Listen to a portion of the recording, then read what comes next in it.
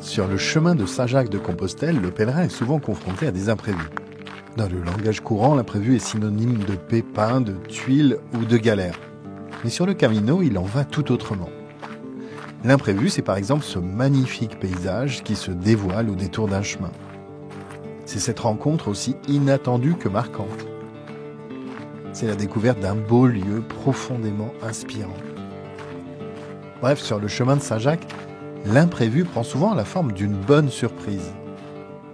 Je suis allé au Puy-en-Velay, à Conques et à Santiago de Compostela pour demander aux pèlerins de me raconter quelles ont été leurs sources d'étonnement, on pourrait presque dire d'émerveillement.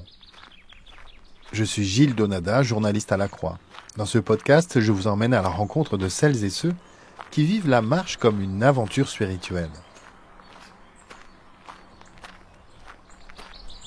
Tu vois, depuis ce matin, je suis en gratitude quand je vois toutes les fleurs, quand je vois toute cette diversité, la nature, les gens, la lumière, l'amour.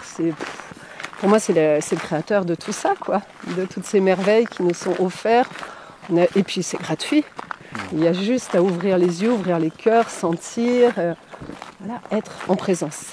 Oui, d'ailleurs, je t'ai vu à plusieurs moments t'arrêter pour contempler. Oui. Parce que c'est pas légèrement. D'autres sont plus obsédés par la moyenne. Et le fait d'arriver à l'étape, oui. et à dire, de prendre le temps de se dire non, bah là, tiens, j'ai envie de contempler ce paysage ou ce bosquet de fleurs. C'est vraiment être en présence, le plus possible. Moi, il y a pas mal de moments où ça m'a marqué. C'est en fait simplement des moments dans le chemin où on s'arrête à un moment et on se rend compte en fait qu'on est dans un endroit qui est vraiment spécial. Ça peut être un sous-bois d'une forêt avec des branches un peu enchevêtrées ou alors une rivière, simplement une rivière avec un assez gros début parce que là il a plu il y a quelques jours donc il y avait vraiment des rivières assez impressionnantes. Ou alors, il y a eu beaucoup de moments où, quand même, dans le chemin, on monte. Et à ce moment-là, on est entre deux vallées. Et c'est là là, c'est vraiment impressionnant. Avec les vallées, on voit les villages. Le ciel, on a eu de la chance, il faisait beau aussi.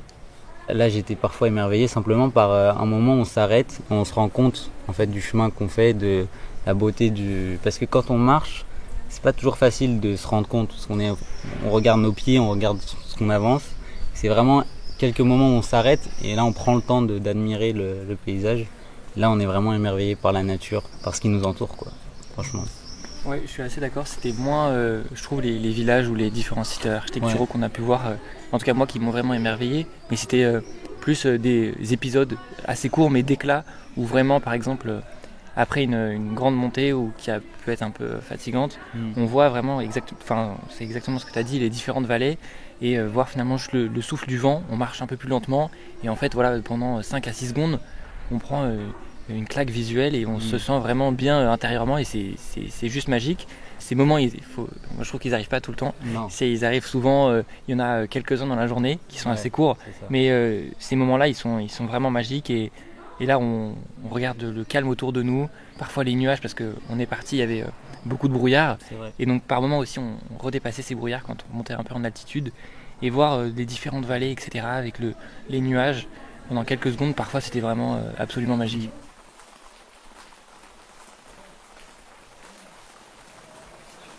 On a eu 2 jours de flotte et on a eu un plutôt beau temps quoi. Et les 2 jours de flotte avaient une saveur particulière. On ne sait pas s'ils nous auraient manqué, mais ils avaient une qualité qui n'est pas la même que celle de marcher sous le cagnard. Ça donne quoi de marcher sous la...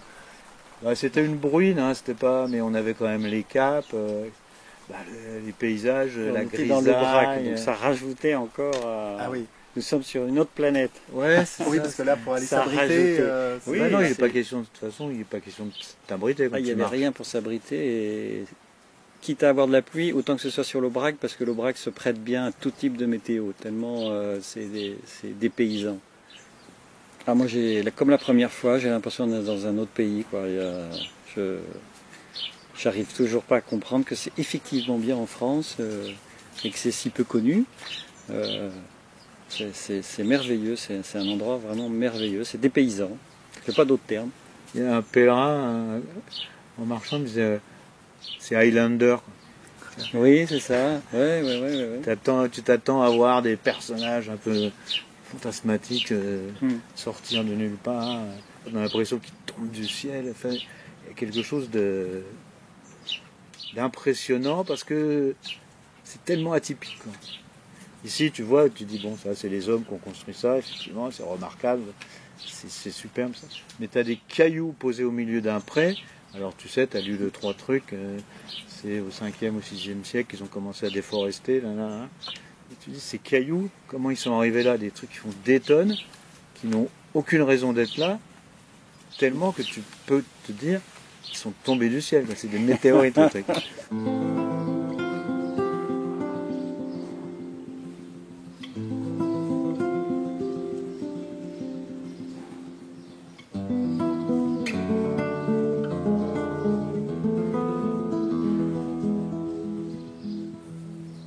Sur le chemin de Saint-Jacques, la relation à soi et aux autres change complètement. C'est ce qu'a remarqué le frère Pierre-Adrien qui accueille les pèlerins à l'abbaye de Conques. C'est aussi ce que savoure Simon, le pèlerin, qui rompt ainsi avec son quotidien. Au niveau randonnée, tout ça, c'est pas la randonnée telle qu'on la conçoit. C'est différent. C'est diversifié, c'est intergénérationnel, déjà d'une. Il y a des gens de tout horizon, toute strate de société, tous au même endroit, quoi. C'est tous d'un milieu différent, on va tous au même endroit. Ça, c'est un truc déjà. Ça enlève pas mal de conflits, de choses, de complexité, quoi. Il n'y a pas de tracas parce que on marche tout droit, hein. On a juste à lever la tête pour voir des beaux paysages. Mais pas métro, boulot, aller bosser puis à se dire bon, ma soeur, je vais courir, ça va me faire du bien. Moi, j'ai l'impression en t'entendant que c'est presque un besoin. Ah ouais, carrément. Mon sac, il est fait toute l'année. Dès que je peux. C'est synonyme de bien-être. Ça restaure mon âme aussi. On est bien, on est zen, on est calme. Ça fait du bien pour la santé. Je clope moins. Je bois moins de café. Ça remet Pedro sous le vélo, quoi.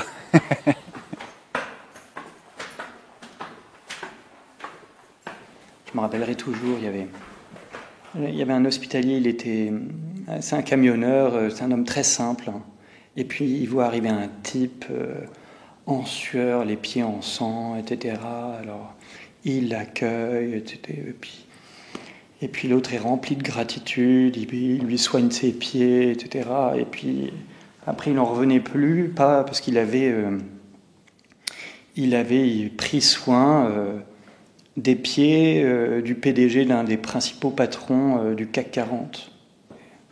Où je me rappelle un SDF qui s'était retrouvé à une table de pèlerins et c'était 3 amis. Il y avait un procureur, un policier et un magistrat. Et puis il s'était retrouvé avec... alors il a dit, mais pourquoi vous n'êtes pas aussi sympa d'habitude, quoi, vous voyez. Voilà, les relations humaines qui se renouent. Et au niveau de la mondialisation, vous voyez, nous, je suis toujours gêné, mais on vit la mondialisation heureuse sur le chemin de Saint-Jacques. C'est tellement merveilleux de rencontrer des Italiens, Coréens, Japonais, tous les pays, tous les continents. Et ce brassage, cette rencontre, c'est beau, c'est vraiment beau. Et c'est réjouissant.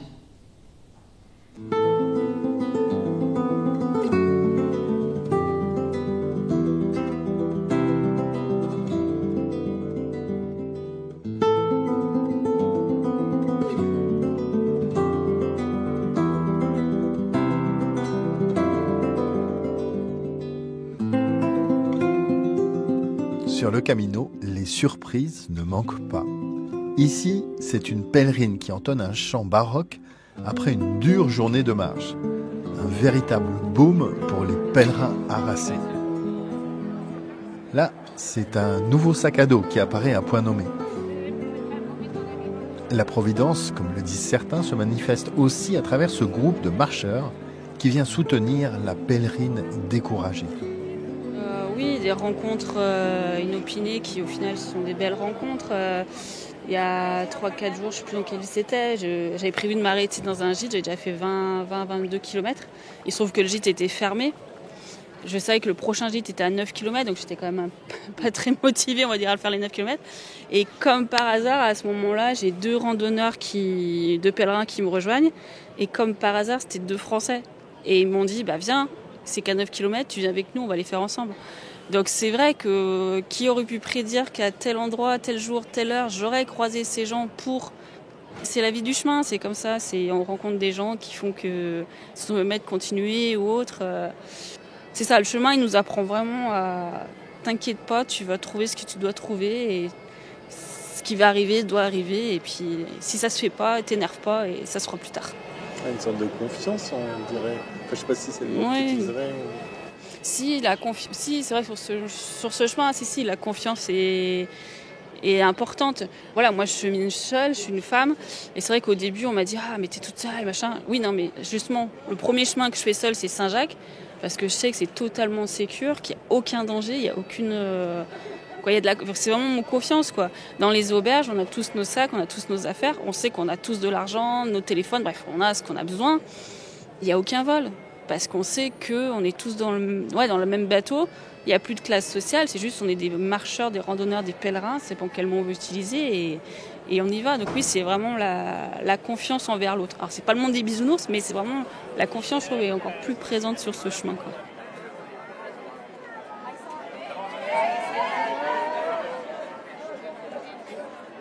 Écoute, pas plus tard que ce matin, il y a une dame qui dit j'avais un sac qui était trop lourd, il avait les bretelles qui avaient cassé et tout. Elle dit donc je rentre dans un dortoir, il y avait quelqu'un qui dormait, enfin bref, je te passe. Elle ouvre un placard, il y avait un sac plus léger, vide, qui n'appartenait à personne et qui était là. Elle a dit c'est un signe du chemin qui me disait tu dois continuer avec ce petit sac. Elle dit en plus le jour de la Saint-Jacques.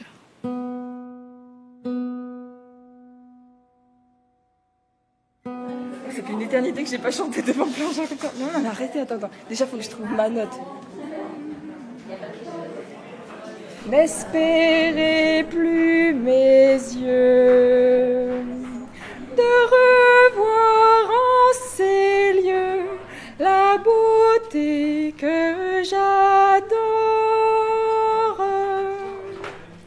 N'espérez plus mes yeux de revoir en ces lieux la beauté que j'adore.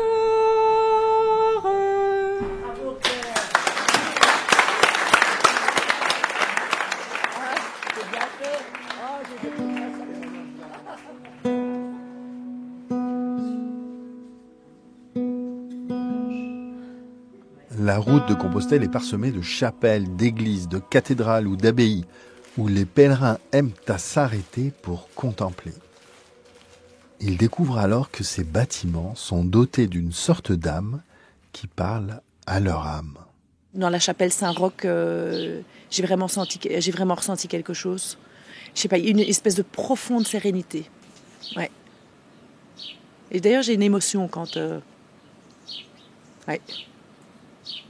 Voilà, c'est un peu le déclic, je crois, là où je me suis assise et je me suis dit, Enfin, pourquoi je me suis retrouvée en crise de foi, en fait. Et dans cette chapelle, j'ai vraiment ressenti quelque chose. Je ne sais pas l'expliquer. Le mot-clé que tu as donné, c'est sérénité. Ouais. C'est une paix Il y avait une paix. Vraiment une paix qui m'a vraiment inspirée pour me dire, mais ok, tu t'es éloigné, c'est ok, c'est juste, c'est parce que c'était comme ça, et puis maintenant, tiens, tu ressens ça et waouh, je me dis, mais il y a autre chose, et il faut que j'aille redécouvrir tout ça. Ouais. Il y a une attirance, en tout cas chez l'un et l'autre, pour des destinations spirituelles. On visite beaucoup d'abbayes, d'églises. On est attiré par une forme de spiritualité. Et c'est vrai, quand on est arrivé ici, la première nuit, on a une espèce de choc, ce qu'on s'est dit tout à l'heure, une espèce de choc esthétique, quoi, une espèce d'harmonie. Alors, je ne sais pas très bien d'où ça vient, c'est une harmonie architecturale. Cette abbaye, on a l'impression qu'elle est faite pour être là, qu'elle fait corps avec le paysage, qu'elle fait corps avec la vallée. On arrive même parfois presque à ne pas la voir parce que la pierre est la même que la pierre de la vallée. Elle fait corps aussi avec le village. Donc forcément, on est en élévation quand on arrive dans un lieu comme ça, que l'on arrive de la montagne et que l'on découvre cette abbaye et ce village accroché à cette vallée. Ça nous transcende. Ouais. On a envie de gravir. On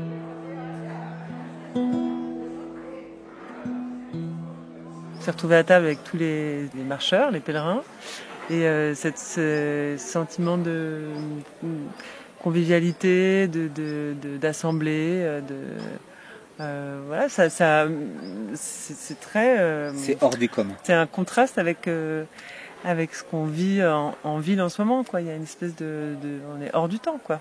Même à table, lorsqu'on récite la petite prière avant le dîner, c'est un moment magique. C'est voilà, c'est 3 phrases, c'est 2 phrases, quelques mots, mais c'est un moment magique. Et on se pose la question du sens spirituel que l'on peut donner à la suite de notre vie. C'est vrai. Voilà.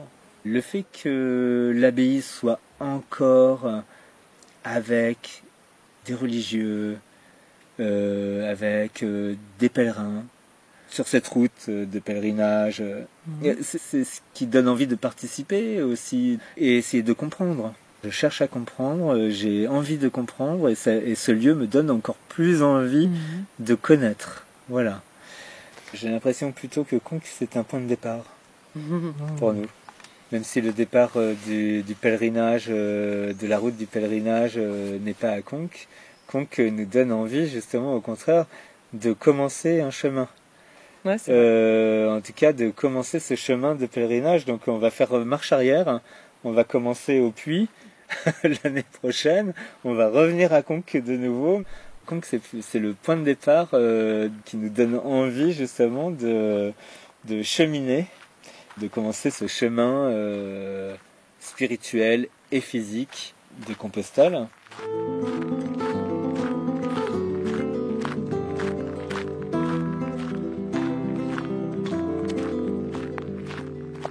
Nous voici arrivés au terme du 8e épisode de notre série La Marche, une aventure spirituelle. S'il vous a intéressé, s'il vous a mis en route, n'hésitez pas à le partager et à laisser une étoile, un avis ou un cœur. Les podcasts Croire sont à retrouver sur toutes les plateformes et sur le site et l'appli La Croix.